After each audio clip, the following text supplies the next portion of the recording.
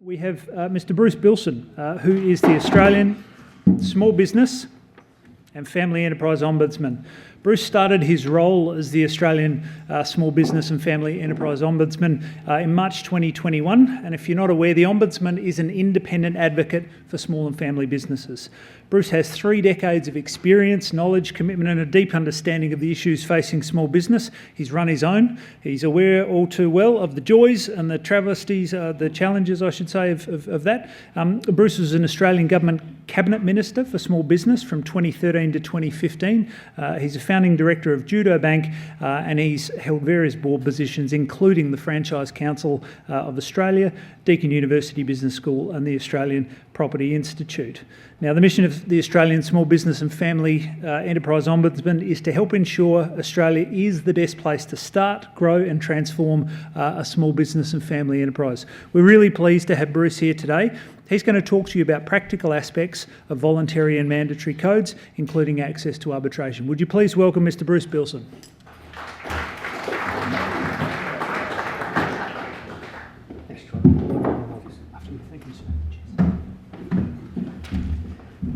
Thanks, Troy. Good morning, colleagues. How are you all? What we left out was probably the most relevant for today. I'm also a grape grower. Just talking with Matthew and Alistair and Jody here in the front row, and we were waving around hectares of under production, and it's 150 for us in Murrumbateman, just on the cool climate. But that's 150 vines, not acres, so not quite as much skin in the game as all of you, but certainly none of the growth either. I admire your ferocious growth compared to what it's like in those chilly climates outside Canberra. I'm here because I'm incredibly cheap. And that worked out well for your association. Lisa terrifies me. She said you must come. So Nicole and I have flown in to be here today. I want to acknowledge Mick. Mick and I are like a duet, Hall & Oates, for those that are old enough to know. He's the more handsome one. And we do a few things together, and I'll explain on what that's about. I also want to honour Narissa. Narissa's with us. Hey, Narissa, great to see you. She's a highly valued colleague of ours. Narissa's your South Australian Small Business Commissioner, and she'll be speaking later. I'm introducing those key players, the triangulation, if I could put it that way, of those 3 parties, Mick, Narissa and myself, because it kind of matters a bit to the conversation. One of the many things I did when I used to be somebody as a cabinet minister was actually create the organisation that I now lead. That's a bit unexpected. Along with introducing the unfair contract terms, the food and grocery code, the strengthening of the franchise code. I'm 26 and I look like crap because I've been through all of those things in an earlier part of my career, and I can share with you really what's happening in the field, because that's what we do. We are the real-time pointy end of business to business and business to government disputes. The role is a big one in name. It does sound like an Amazonian foot fungus, as Bethio, but it really has 3 key purposes. One, we advocate to government. We use our independence to make argument, to bring research, to bring advocacy to government, to regulators, to decision makers about things that would make the environment within which small and family and farming businesses operate better. Now, it's fair to say they don't always take our advice, and that's the understatement of the year. They rarely take our advice, but we persevere. We keep going. The reason we do that and why I'd created this role was that you're all too busy to have lobbyists walking through the halls of Canberra. There's 2.5 million small and family businesses. They're flat out. They don't have time to be bending the ear of lawmakers and bureaucrats. And I wanted to have someone on the case working as hard for your success as you are. And that was the inspiration for the agency. The second part of it was around dispute resolution. What Mick's done is explain the federal architecture. And he touched on something that, the castle didn't really reveal as you explored concepts in our Constitution. And that's one of them around Chapter 3, that under our federal Constitution, federal law to be decided and a decision imposed by somebody has to have that happen in a court. That's what Mick was alluding to about the $1 million to go to the federal court. Now, sadly, a lot of the areas that we work in are governed by federal law. And if it all turns to shit, you don't have the money, the time, the patience, nor the risk appetite to put $250,000 of your own dollars into a federal court action, realising it might be 2 years before you actually got a decision anyway. And then the risk in the federal jurisdiction is you get to pay the other side's fees if you lose. You know, so common on the doors of federal court is this lovely introduction. Bruce, I thought I'd introduce you to my expert legal team because when we whip your ass, you're paying for them. Now imagine that in your situation. Who's got that risk appetite, that sort of resources available? Yet in many areas that Mick's touched upon, the federal law promises protections and safeguards. What you could reasonably rely upon in fair commercial dealings that are encapsulated in various federal instruments, whether it's the Consumer Law, the Competition and Consumer Act, various codes, various regulations.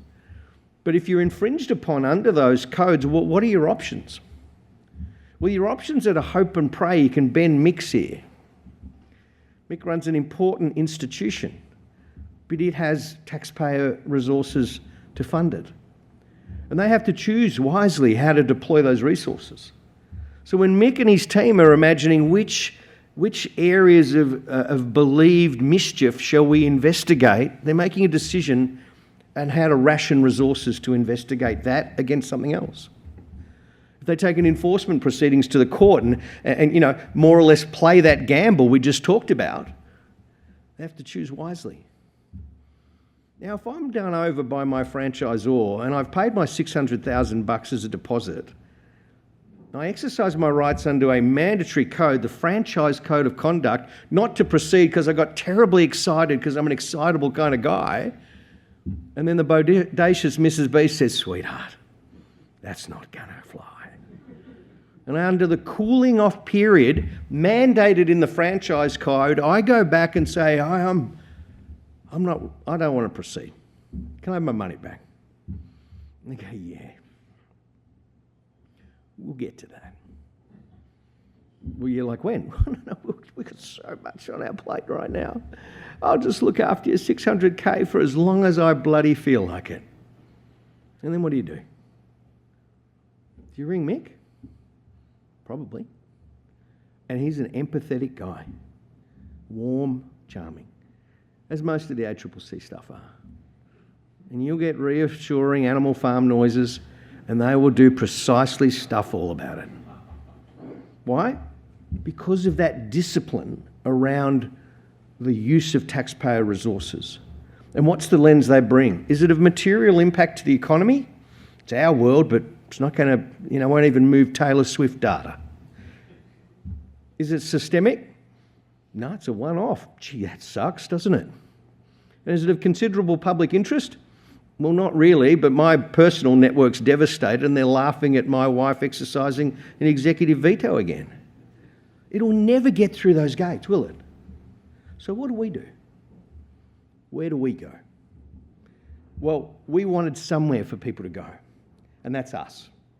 Our agency has very little power.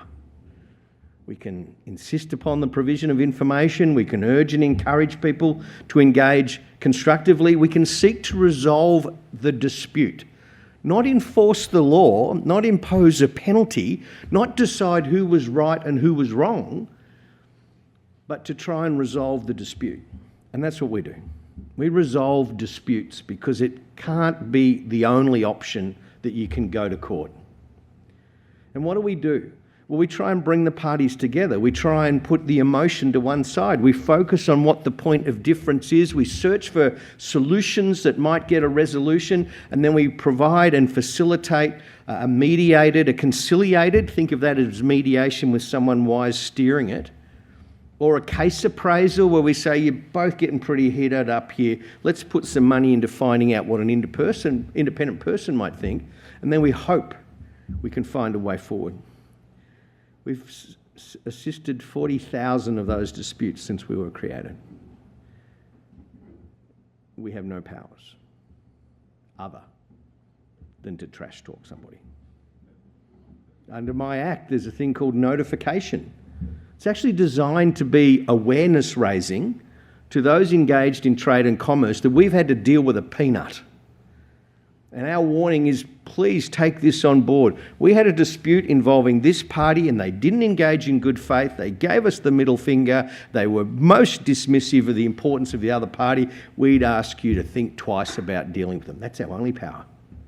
We've exercised that 5 times, Nick, in 7 years. That's it. But our aim is to find out what the dispute is, what a solution might look like.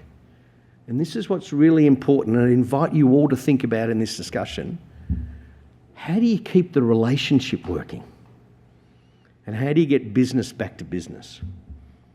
If I am a franchisee working with a franchisor and we have a dispute over whether the new mayo on the fish burger is sufficiently delectable, are you going to fight to the end? Is it going to be that flesh wound you saw in Monty Python? No limb left? Because the next day you've got to work with these people again. So our aim is to keep those relationships intact. What does that mean in your context? Are you about wanting to win and feel good about it? Is it a vanity thing? Or is it about reasonable commercial dealings? Is it mutual respect? Is there some symbiotic codependency between your success and those people you're dealing with that you want to maintain, that you want to feed, you want to have guidance with some bumper rails on how to do it? The reason I raised these things is when Lisa rang me and started terrifying me about having to come, I said, well, what's the problem you're trying to solve? You know, and this is what was so brilliant about Troy's opening stanza. That was all about what the problem is you're trying to solve. And I'd urge you to stay very much in that mode. I mean, the ACCC had a look at your sector, and it did its work in 2018, 2019, and Mick touched on that. And if you don't mind, Mick, I'll elaborate on that if that's okay with you, sir. And it pulled out 5 key issues. What's the quality assessment process? Is it fair? Is it transparent? Do people know what's weighted well and weighted not? Let's find that out. Price transparency, shortening payment times, strengthening and expanding the sector's voluntary code, improving winemaker contracting powers. Does that sound familiar? Yeah, that was in 2018, 2019. And when the ACCC went back and had another look at it in December of 2021, it said, yep, these are still the issues. But it did conclude that some progress had been made, that amendments to your code had made some gains, but there was more to be done around 2 key points. Think about Troy's introduction. Payment periods and price transparency require further work. Now, it did go on to say the winemakers had said, no, I'll show you the palm, the dusty on, sorry, I'm a Richmond fan, on embracing a 2-year transition to 30 to 60 days. They said, no, not going to do that. The price transparency piece was still barely moved. And in that ACCC report, it said, and I quote, winemakers are fast approaching their last chance to improve price transparency and to shorten payment times. The ACCC concluded there was no need for a mandatory code at this time. Progress is being made, but these still are the key areas requiring attention. There, the idea was, well, what can we do to focus on those things? You've heard about those code options. The industry-led voluntary code, let's be frank, they are an undertaking of best endeavours and not much else. If both parties see an interest, the whiffin, what's in it for me, to engage constructively and genuinely in those industry-led codes, they can be very useful. Or, and I'm sorry, Narissa, this is quite triggering for you as it is for me, you could look at the car insurance game. They've got one of those. What a spunking code it is. It reads magnificently. They've got code advisory committees. Everybody knows, I mean, you drive a car these days, get into a car accident, the front comes off and they go, oh, we reckon there's about 17 minutes worth of work to fix that bumper. You go, hang on, it's got parking sensors, it's got a radar to let me know if I'm going to run into a roo, it's got all these new sophisticated lighting arrangements. It takes more than 17 minutes. We're in dispute. You know what the insurers say? No, we're not. You're just wrong. So there's remarkably few disputes under that code, because the dominant party just says, no, we're not in dispute, you're wrong. And if you don't think that's the way to go, well, we'll send our clients, our insured patrons, to another preferred repairer. What do you reckon? They're not that great. You've moved past that in your thinking, but you still essentially have that at the heart of your vehicle. Mick talked about the next layer. It's a great term. I don't know why we put the word voluntary. What is it, Mick? I use a different... The next one basically says it's a prescribed voluntary code. Now, let me make that simple language. It's an opt-in binding code. You sign on to be bound by it. And that's one of the things that you've got. But in doing so, what's the persuasiveness to get people to sign on? How do you make sure they actually honour their undertakings? What is the mutual discipline that comes with the code? And that's something you always need to think about. No one's going to sign on to an opt-in binding code that really works for you and gives the other party nothing. Do you have a sufficiently coherent and synchronised interest to bring everybody together? Do you produce your own vintages? Do you sell to multiple winemakers? Have you got a 20-year relationship that none of this matters because you've sorted it all out? Are you left with having to flog your fruit to confectionery manufacturers just to get some money through the door? These are quite different. Do you want the flex to say, I don't want to sign on to you guys supplying with all this predictability of undertaking? I want to roll the dice. I reckon the market might shift. Do you see what I'm getting at? When you're thinking about that problem you want to solve through that channel, there's a need to think about what's in it for the other party. I remember walking through, and I won't say which one, as CEO of one of the major supermarket chains. We'd spent, years, Mick, trying to get a food and grocery code, and they just kept batting it back. I ended up having walked through the Fitzroy Gardens in Melbourne outside my ministerial office, right beside the CEO of one of these supermarkets. I said, mate, if you don't get on board, I'll come up with something. Ooh, you wouldn't do that? Yeah, I would. And we got there eventually. We got there in a code that was an opt-in binding code. It wasn't perfect, but it gave utility to the meaning that sat behind the code so that suppliers had options. The big supermarket chains didn't want to give away all their power. Why would they? They wanted it as close to their business as they could so they could not be shirt-fronted by some rampant arbiter that came up with some brain fart they thought was a good outcome. And they go, whoa, don't want any of that, thank you very much. But we got an arbitration provision in there. They agreed to be bound by something that the Constitution would otherwise not have available to the parties to that code. And that's something in your situation I'd be thinking about. You might think, let's give us a mandatory code, but what do you give away? Do you give away a streamlined process of getting a result? Do you give away a chance to say, hey, can we have a clearer price determination process? Can we actually nail the factors that will shift what the price is for our grapes so everyone knows? Can we do what they do in the horticulture code, where an independent quality assessor can be called in to resolve these matters? Do we give away the option of going to Asbefio to try and see whether a resolution can be found if we can't sort it out ourselves? Think about those things. What do you get? What do you give away? What disciplines are you imposing on the other party? What are you prepared to accept yourselves? And will the code go back to that very opening point? Does it actually advance the resolving of the problems you see are the point you're here today? And they're the real things to think through. I see a lot of merit in raising the concerns that you have, not only within your industry and the counterparties, but invite the leaders of the winemakers to show the way forward. Transparency of conduct can be as powerful as transparency of pricing and of transparency around quality, differences and determination. Can you get that? Do you publish on your website the winemakers that have signed up?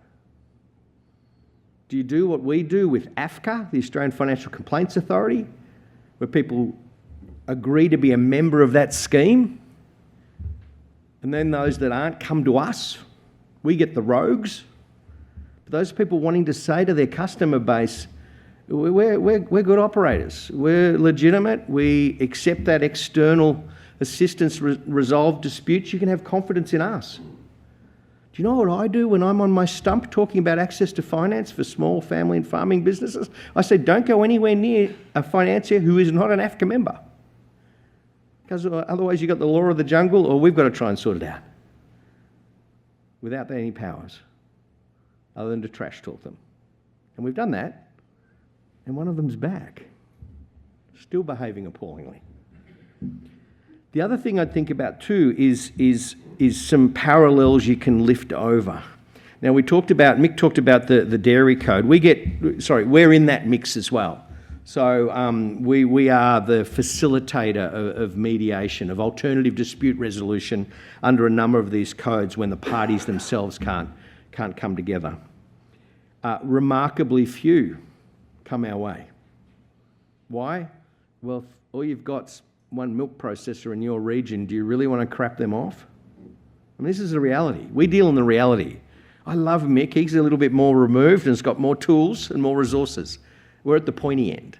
This is the ugly end of it. I remembered going and visiting a celery manufacturer in, I'm trying not to identify them, let's say a producer of fine articles, as you'd know, that's what the growers call them. And they said, Bruce, if the code will stop someone burning down my shed, I'm interested.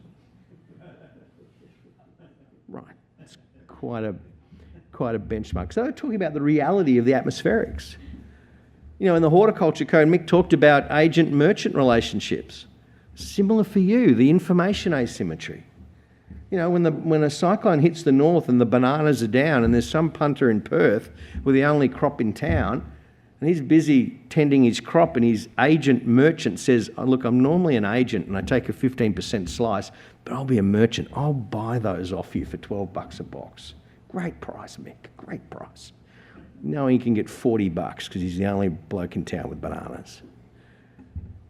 In the US, those price transactions are publicised. People know. Is that something you want? Would that be helpful? What are people paying in your region? Do you want to know that? Would you want others to know that? These are the things to work through. It cuts both ways. When I chaired an industry association, we used to have to deal with supply arrangements with the major banks. They were shocking. They'd go out to tender. Our members would put a price in. It's around valuations and land economic stuff. They put a price in and the banks would go back saying, oh, gee, Nick, that's a really sharp pencil you brought on that quote.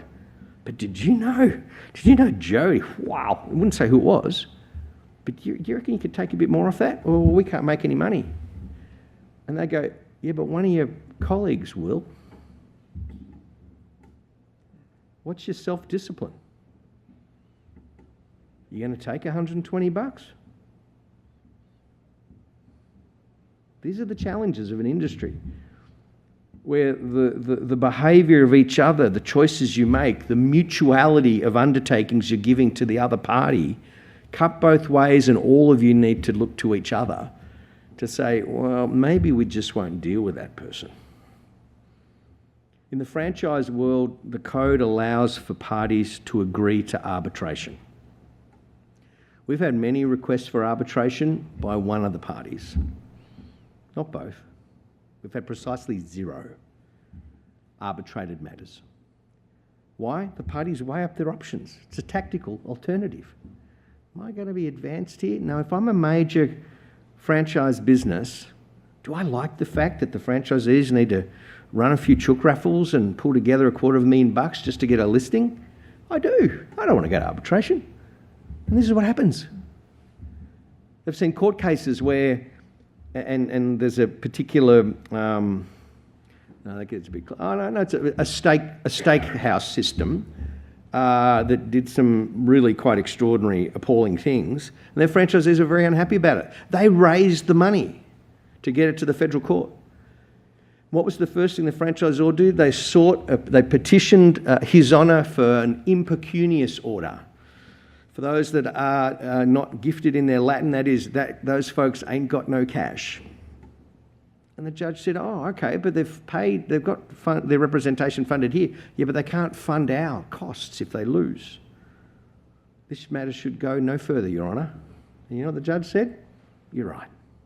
And it went nowhere. So that's the tactical option of the court being so far out of reach that puts enormous pressure on codes if that's the only trick you've got left to play. And then if you're asking people to weigh up, do I want to go to arbitration or not, think commercially. You're all business people. What would you do? What we said in the franchising code is, here's an idea. Why not invite people to pre-commit when they've got no dispute? Why not get them to say, hey, as a gesture of how committed you are to the symbiotic, mutually beneficial relationship between franchisor and franchisee, why don't you commit to arbitration now, and we'll have that on the record.